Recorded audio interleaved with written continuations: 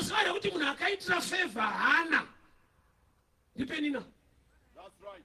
Ai muprovoka kuti asikana kana takaya parume atina kuyazotandara. Munhu ngaabereke. Muda kukamfotana ibaba. Eukana ndiani problem murume wacho. Anota more than 10 cents to you. Do not worry. I have a reason to worry.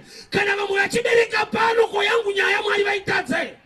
Usaiswe mcomfort zone nenyaya dzinogonekwa naMwari uyu. Don't worry. Chikuru kufema. Kufemereka kauko. Chikuru kudya.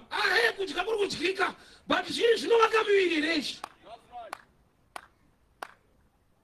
Ndinoti pane kumwe kurwara kwokuti ukazoenda kuna chiremba aupiwe mushonga unoudzwa chikafu chekudya. Unononyorerwa chikafu, try my carrots, try my grapes. Problem yako hakusi kurwara, usadya zvinovaka.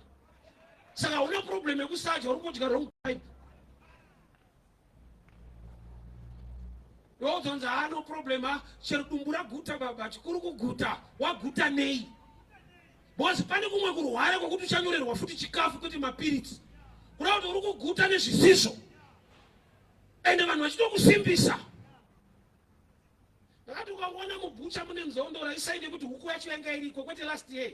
This week kuna atakura miviri wese akakusira tsoka. You've what it's okay, so long life. Life. Iwono zati munhu wese zvakanaka anozvida.